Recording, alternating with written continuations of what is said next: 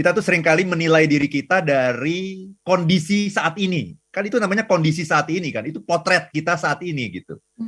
Tetapi potensi kita kan jauh lebih besar daripada itu, Mbak Ola.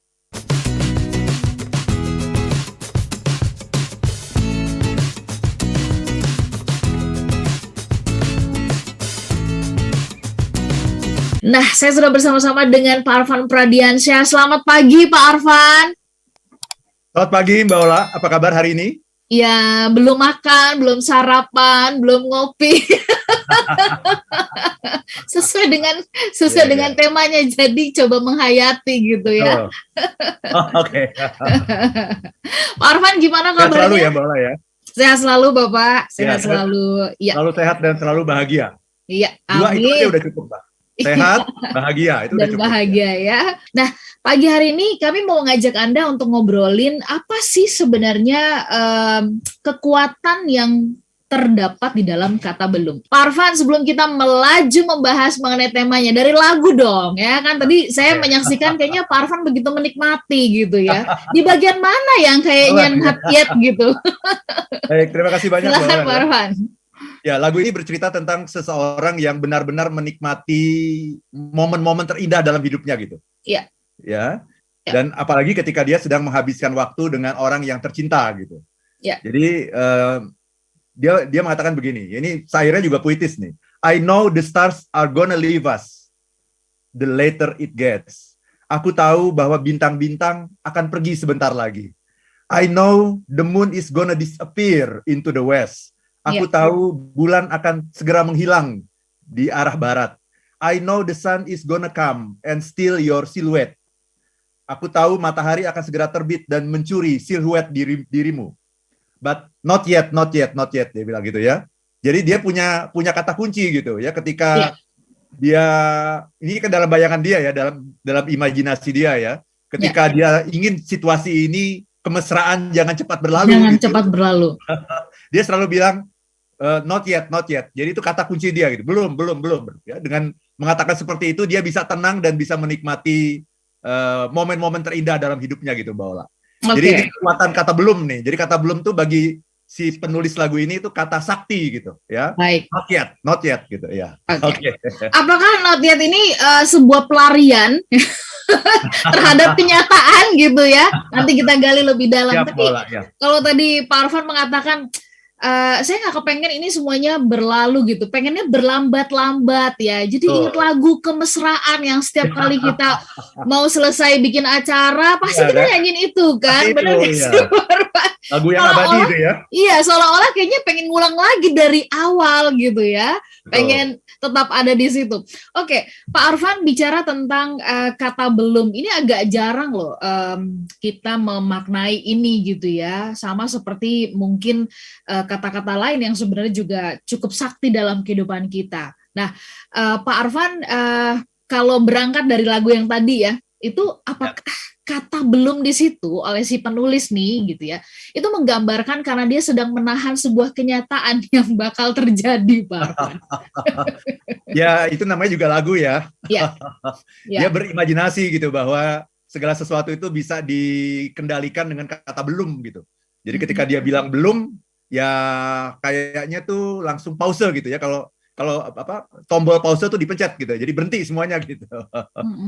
Nah, tetapi sesungguhnya nanti yang akan kita bahas, Mbak Ola, tentunya bukan yang seperti ini, tapi bahwa kata belum itu sendiri sesungguhnya memang kata yang sangat powerful, yang banyak orang belum menyadarinya, Mbak Ola. Ya. Saya akan tunjukkan nanti dalam talkshow kita pada pagi hari ini ada 4 sebetulnya, ada 4 kekuatan kata belum itu di mana gitu, Mbak Ola. Oke. Sebagai pengganti sebagai pengganti belum, Pak Arfan, apa yang biasanya orang acap kali ucapkan? Apakah nggak bisa? Tidak mungkin? Apakah itu yang jadi lawannya kalau menurut Pak Arfan? Betul sekali, nggak bisa, nggak mungkin, dan yang paling bahaya sekali adalah apa? Gagal. Saya gagal. Itu yang paling bahaya sekali, karena kita sudah memberikan stigma pada diri kita, sudah memberikan label pada diri kita yang akan bertahan selamanya gitu. Dan kitalah yang bisa mencabut label itu gitu. Orang lain tidak akan bisa melakukan apapun ketika kita sudah memberikan stigma pada diri kita, kamu gagal. Kamu gagal. Selesai udah semua.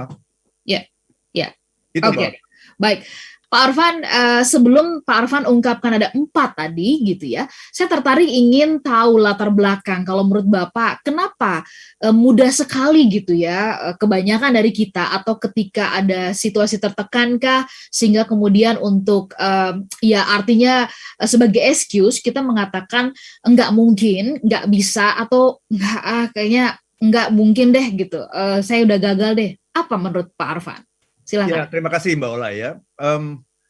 Kita itu seringkali mengukur diri kita berdasarkan hasil kita yang sekarang gitu.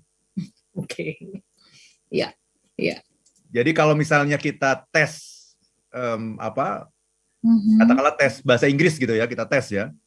Kemudian kan kalau mau masuk kursus bahasa Inggris itu kan harus ada placement test katanya gitu ya. Nah, kita tes ternyata dari skala 1 sampai 10 nilai kemampuan bahasa Inggris kita itu 3 katakanlah gitu ya. Kemudian kita langsung mengatakan iya emang saya nggak bisa bahasa Inggris gitu. Jadi kita tuh seringkali menilai diri kita dari kondisi saat ini. Kan itu namanya kondisi saat ini kan. Itu potret kita saat ini gitu. Tetapi potensi kita kan jauh lebih besar daripada itu, Mbak Ola. Iya, iya. Yang harus dilihat dalam hidup ini bukan kondisi saat ini. Iya. Tapi potensi. Itu. Jadi kondisinya saat ini dari skala 1 sampai 10 kita tes bahasa Inggris, placement test, nilai kita cuma 3 dari 1 sampai 10. Jangan kemudian mengatakan pada diri Anda saya nggak bisa bahasa Inggris. Gitu. Tapi saat ini potretnya baru segitu. Jadi, kondisi saat ini, potensi jauh lebih besar daripada itu. Itu Mbak. Potensi. Jadi yang paling indah dalam hidup ini adalah ketika orang menyadari mengenai potensinya. Sayangnya potensi itu tidak terlihat. Nah itu. Yeah. Kita itu seringkali lebih percaya sama sesuatu yang terlihat gitu. Ya. Padahal seorang pemuda yang miskin gitu ya, itu dia menyimpan potensi yang luar biasa besar gitu. Nah, wanita-wanita yang pintar itu dia akan mencari pemuda yang seperti ini. Yang saat ini belum punya apa-apa, tapi wanita ini bisa melihat potensi. Oh, potensinya luar biasa ini gitu. Nah, ini wanita-wanita yang pinter nih. Ya, termasuk istri saya juga gitu. Melihat ya kan? Potensi ketika, ya, Pak Arfan ya. Ketika menikah dengan saya itu kan saya belum punya apa-apa, Mbak Ola. Ya. Ya kan? Ya. Belum punya apa-apa, tapi dia tidak melihat yang sudah saya miliki. Tapi dia melihat ini belum. Nah, itu kan. Ini belum nih gitu ya. Belum kaya, belum sukses, belum berhasil, belum terkenal, belum itu. Nah, justru kita harus bisa melihat yang kayak gini karena banyak orang yang nggak bisa melihat itu. Yang dilihat itu kalau mau menikah nih, ya, carinya pria yang sukses, ya kan? Benar nggak gitu? Sudah sukses, sudah kaya, sudah terkenal kan gitu. Nah pertanyaannya orang itu Mbak Ola, kalau sudah sukses, sudah kaya, sudah terkenal, pertanyaannya adalah mau nggak dia sama kita ya? Iya betul. Iya kan? Ya iyalah. Iya. Cari orang itu. Kalau kita mau menikah itu Mbak Ola. Ini tips ya. Ini tips juga buat Mbak Ola juga nih. Kalau mau menikah itu cari yang belum Mbak. Oke. Ya. Belum kaya, belum sukses, belum terkenal. Nah itu gampang nyarinya. Gitu ya. Karena juga pesaingnya juga nggak banyak pesaingnya Mbak. Ya, tapi ada tapinya Mbak Ola. Mbak Ola harus bisa melihat orang ini punya potensi yang sangat besar, yang dahsyat gitu. Ya, untuk bisa jadi kaya, jadi sukses, jadi terkenal gitu Mbak Ola. Baik, pertanyaannya adalah mungkin Pak Arfan akan dengan mudah mengatakan bahwa melihat, menyadari gitu ya. Tapi buat kebanyakan kita gitu ya, proses atau melihat itu tuh melihat apanya nih gitu ya. Melihat kalau misalkan ini berkaitan dengan orang lain, melihat dia punya potensi dari apanya, terus kepada diri kita begitu ya.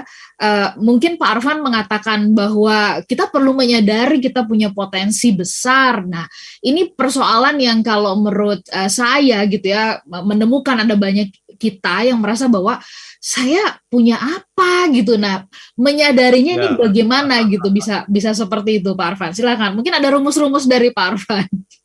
Ya, ada dua ya. Kalau kita kepada diri kita sendiri ya. Kalau kepada diri kita sendiri ya kenali dirimu itu. Nggak ada yang lain. Itu filosofi yang paling tua di dunia ini, Mbak Ola. Dan itu proses sepanjang hidup ya, Pak Arfan ya. Iya. Kenali dirimu itu filosofi dari zaman Aristoteles itu. Kalau kita pergi ke Athena itu, kita akan ketemu itu nanti di sebuah gua itu ada kenali dirimu. Ya, Nabi Muhammad kemudian melanjutkan itu dengan mengatakan siapa yang mengenali dirinya akan mengenali Tuhannya.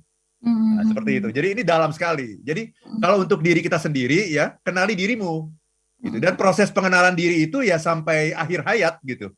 Karena Tuhan itu memberikan hadiah kepada kita itu hadiah yang luar biasa, Mbak Ola. Ya. Mungkin saya sendiri baru mengenali diri saya mungkin baru ya mungkin 80% kali. Masih ada bagian dari diri saya yang belum saya kenali gitu, Mbak Ola. Nah, itu satu, untuk diri kita sendiri kenali dirimu. Untuk orang lain, nah kita juga harus belajar mengenali orang lain itu. Jadi istri saya itu pinter gitu ya. Waktu dulu saya belum kaya, belum sukses, belum punya apa-apa gitu, belum dikenal orang gitu. Tapi dia bisa mengenali gitu. Kenapa? Kita lihat ada tanda-tandanya, ada karakter yang pasti ini orang yang kayak gini nih pasti sukses gitu. Ada karakternya. Dan itu sesuai dengan hukum alam. Misalnya orangnya terpercaya misalnya. Orangnya misalnya gigih. Orangnya misalnya all out misalnya. Kalau berjuang itu pantang menyerah. Nah, itu yang harus dipelajari oleh seorang wanita gitu yang mau mencari. Jadi bukan hanya penampilan gitu ya Pak Arfan ya. Penampilan itu namanya pencitraan, Mbak Ola. Gitu ya. Which is, itu juga penting ya, namanya penampilan itu sangat penting, tapi itu namanya pencitraan gitu. Karena penampilan itu kan itu looks good ya. Looks good gitu ya. Nah, yang paling penting itu bukan looks good tapi be good. Be good, ya. Nah, jadi kalau looks good itu semua orang tahu, Mbak. Ya. Looks good itu semua orang tahu. Kalau be good itu hanya segelintir orang yang tahu. Hanya segelintir wanita yang pinter yang tahu yang namanya be good. Kalau looks good tuh ketahuan. Oh, mobilnya keren, orangnya keren gitu kan, penampilannya keren, ketahuan. Jadi saingannya banyak gitu. Kalau kita mencari yang looks good, itu saingannya banyak, Mbak Ola, karena semua orang melihat. Nah, orang yang pinter, wanita yang pinter itu, dia mencari yang be good, yang tidak semua orang bisa melihat gitu. Itu, Mbak Ola. Saya juga mencarinya yang be good, Pak. Makanya memang ya agak susah memang di antara 1000 ya yang be good itu ya. Tapi jangan kelamaan, Mbak Ola.